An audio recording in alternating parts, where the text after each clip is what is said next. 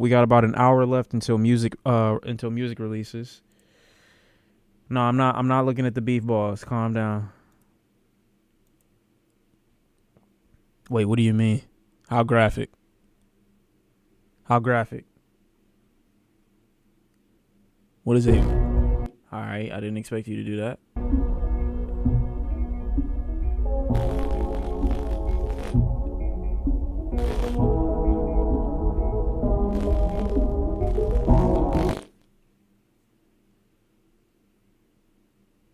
What the fuck is this?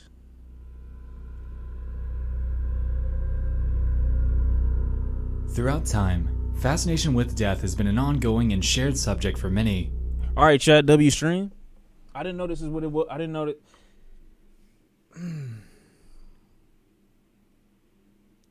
Do we have to?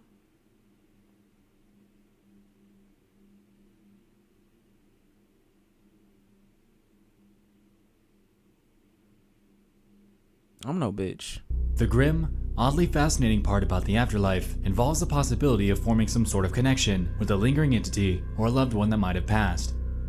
Oftentimes, either to satisfy this curiosity or to cope with loss, people will attempt to contact the dead by either visiting their gravesite or, in more extreme cases, by using certain communication devices such as a Ouija board or some sort of radio.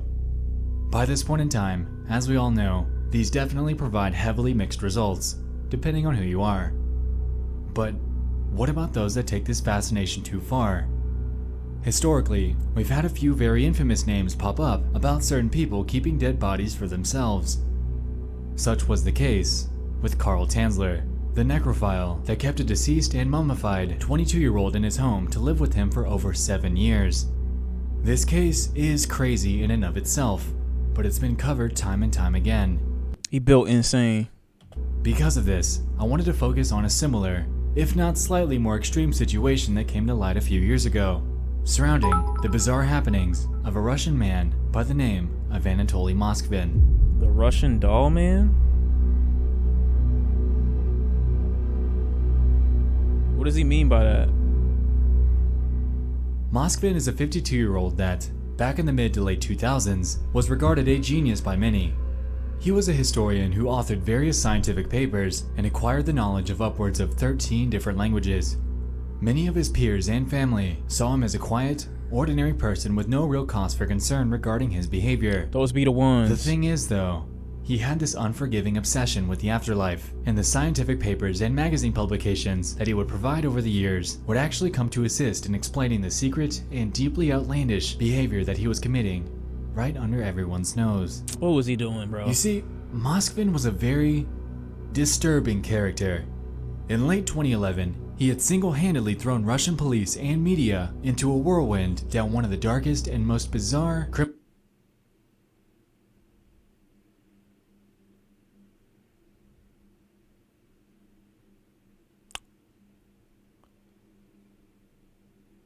criminal cases in the country's history.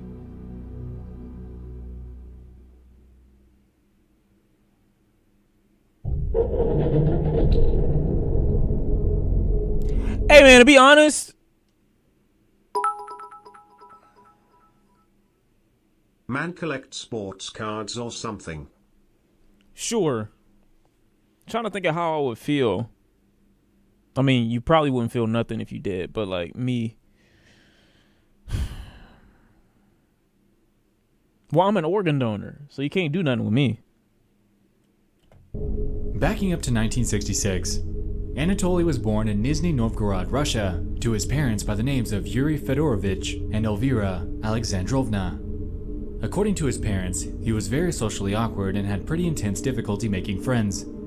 On the flip side of this, he was extremely smart, and his parents simply chalked up his awkwardness to his intelligence, not thinking much of it. Young Anatoly had a childhood that was far from conventional though. According to an account by him, for example, one day in the 3rd grade, he had returned home from school completely covered in bruises. Damn, they As it whooped his turns out, ass. these were caused by a man that raped him sometime that day. To date, it's unclear whether he ever relayed that information to his parents or not. This was far from the first odd instance that played out in his youth. In fact, one could argue that what we're about to discuss was the true beginning of his obsession with a very unconventional topic: the dead. This fascination stems way back to when he was only 13. In a local weekly publication that focuses on cemeteries and obituaries, Moskvin outlines a very strange ritual that he found himself tangled up in. In the publication, dated October 26, 2011, he explains that a group of men in black suits stopped him on his way home from school. They were en route to the funeral of 11-year-old Natasha Petrova and ended up dragging young Anatoly along to her coffin, where they forced him to kiss the girl's corpse. What? Further on in his writing, he explains that, quote, "I kissed her once, then again, then again." Afterwards, the girl's mother then allegedly placed a wedding ring on the 13-year-old's finger and one on the hand of her dead daughter. "My strange marriage with Natasha Petrova was useful," Moskvin claimed. Useful it was, as Moskvin's unapologetic obsession with the undead was just beginning to take root. Oh my god. After this, Moskvin began to have very ominous dreams about the dead girl. According to him, she would visit him nightly and would try to profess her knowledge of black magic upon him, whilst pleading for him to return to the village where the ritual had taken place. Apparently, after heading back there, the visitation stopped, but this would be short-lived, as once he ceased to visit it regularly, she would once again appear in his dreams. Reporting this to his parents was ineffective at best, as they simply took him to a doctor that chalked it up to Moskvin enduring puberty. With this diagnosis, What the fuck does it have to do with puberty? he also went forth to prescribe him valerian, an herbal sedative that aids in relaxation. After an entire year of visits by Natasha, she would eventually grow tired of Moskvin's refusals to do what she wanted. Grow tired and do what, bitch? You in my head. Since this was the case, she tasked him with performing a black magic ritual using a classmate's tooth in exchange for her leaving him alone forever. Somehow, according to Moskvin, this ritual was carried out successfully, and as a result, she never came back again. Somehow? This so-called task would have other implications on his life, however, as it successfully kicked off Anatoly's interest in black magic and the occult. Yeah, so... Later on in life, Moskvin studied at the University of Moscow and earned a degree in Celtic Studies, a culture that bears a very close blend in beliefs between life and death. Also, he would go on to join the Society of the Luciferians and would embrace the left-hand path, which bears a focus on sexual magic and personal anarchy. This, coupled with his interest in black magic, would result in Moskvin performing various rituals on dead animals and eventually vowing celibacy.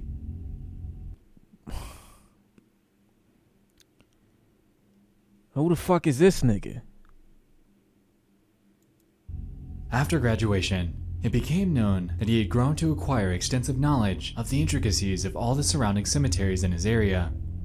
When sharing his knowledge throughout his various writings, he claims that he went to upwards of over 752 of them from 2005 to 2007 in his hometown for a so-called research trip.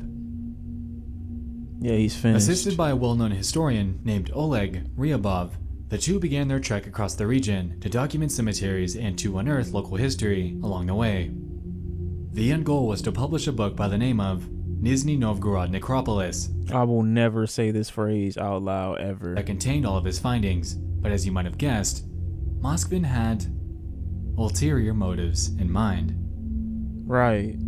In 2009, local residents began to notice that the gravesites of their loved ones were either desecrated or dug up entirely. Oh my god. This eventually led to a 2-year-long investigation into these occurrences that seemed to lead nowhere at all. In 2011, an anti-Muslim terror attack would unfold at the airport in Moscow, and very shortly afterwards, authorities caught wind of some Muslim gravesites that were allegedly being dug up and he is a smart but very sick nigga. vandalized. After going to investigate that for a potential terror suspect, Moskvin would quickly jump to act like he was simply painting over some gravestones. But he was, in turn, promptly arrested, caught red-handed in the act of vandalism. Shortly afterwards, police would then launch an investigation into these bizarre acts by Moskvin, and the first place of interest to search was his living quarters. Fully expecting Moskvin to be an extremist, they were anticipating the discovery of various anti-Muslim propaganda to litter his living quarters. What they would find in reality, however, would leave police completely baffled. The raid, which took place in an apartment that he actually shared with his parents, ended up leading to the discovery of 29 life-size dolls. Russian police have released this video they shot in what can be described as a house of horrors. They say those aren't dolls strewn about the apartment, but actual remains of people a historian had dug up and dressed in women's clothing and then put on display. What the fuck? The figures, heavily representing antique dolls, wore various types of clothing.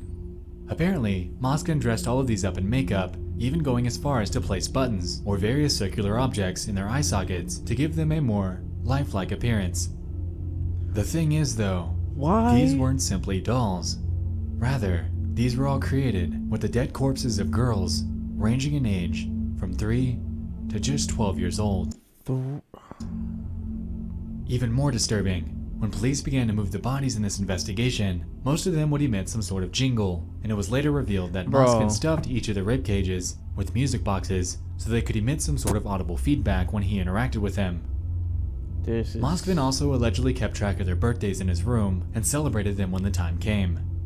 According to police, there were photographs and plaques taken off of gravestones, doll-making manuals, and maps of local cemeteries littering the apartment.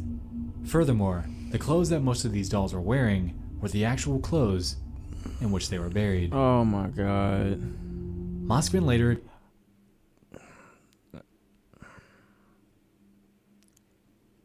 This fit though? Not my place at all. But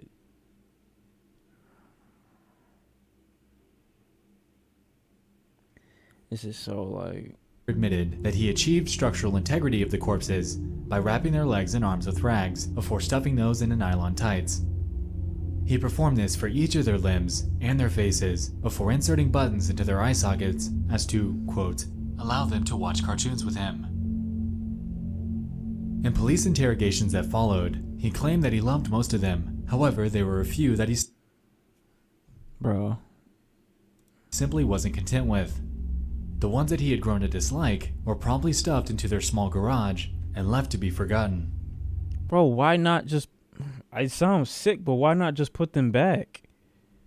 Apparently, he did all this out of loneliness.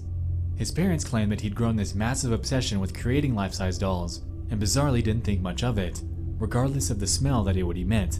Why not just make dolls? We saw these dolls, but we did not suspect there were dead bodies inside. Like, you could literally just make a doll, put a voice box in her, and be good. We thought it was his hobby to make such big dolls, and we didn't see anything wrong with it, his mother claimed in an interview. According to a neighbor, there would be a constantly putrid smell that would emit from their apartment every time he passed by. However, he chalked it up to being a sewage problem below the building, not thinking much of it. Out of all the corpses that he kept locked up in his apartment, there was one of them that was with him for upwards of 9 years. With all of these findings by police, Moskvin was eventually charged with extremely heavy crimes. What were they? In late 2011, with new nicknames given by the media, such as Lord of the Mummies and the Puppeteer, Moskvin eventually confessed to 44 counts of grave abuse and was sentenced to a psychiatric ward shortly afterwards.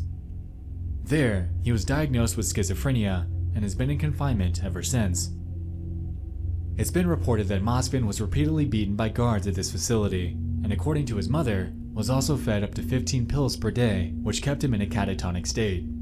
Since this was the case, a human rights lawyer by the name of Violeta Volkova was hired to represent Moskvin. Her end goal was to get him out of this facility and into an independent... How are you a human rights advocate representing this dude who violated the corpses of 30 women and children? Independent clinic in Moscow for re-examination, expressing a primary distrust in the ward's doctors. This grueling legal fight ended up earning him a second hearing, and as of September of 2018, he was offered the opportunity to continue his psychiatric treatment at home, and alongside this, the ability to essentially walk free. As you might expect, though, this decision has been met with pretty heavy controversy. What? What? There's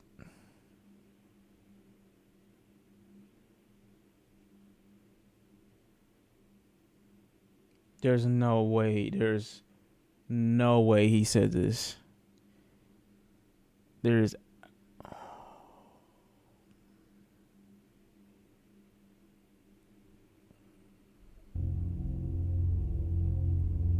Is he still alive?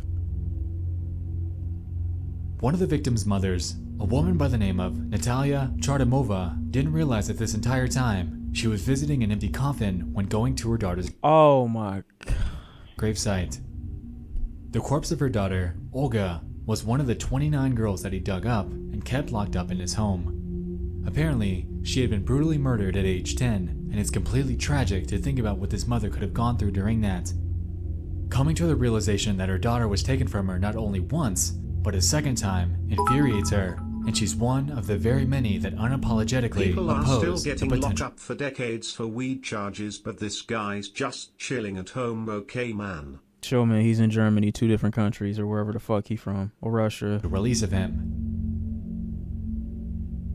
He needs to be kept under surveillance. This creature brought fear, terror, and panic into my life. Anatoly Moskvin is set to walk free from a psychiatric ward sometime this year. The order of his containment with the facility was set to expire last December, so his release comes in only a matter of time. While he might walk as a quote-unquote free man, his crimes will forever go down as some of the darkest and most bizarre in history. The emotions that these parents are going through is completely inconceivable, and we can only hope that authorities keep a close eye on him for the remainder of his life, as he could very easily still possess the inner drive to continue with his disturbing antics. This is Thank you so much for watching. I'll see you in the next one. fuck you.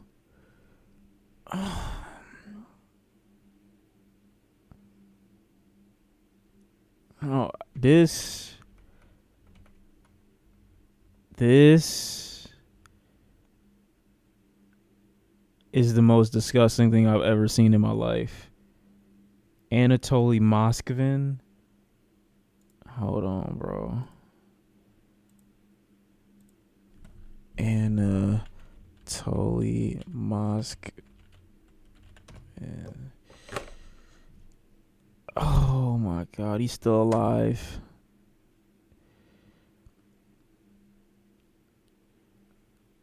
Oh my fucking God. Yo, what the fuck is good with niggas?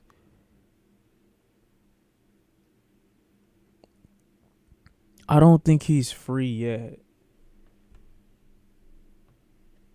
Sean, let's jump him. What are we gonna do in Russia, bro?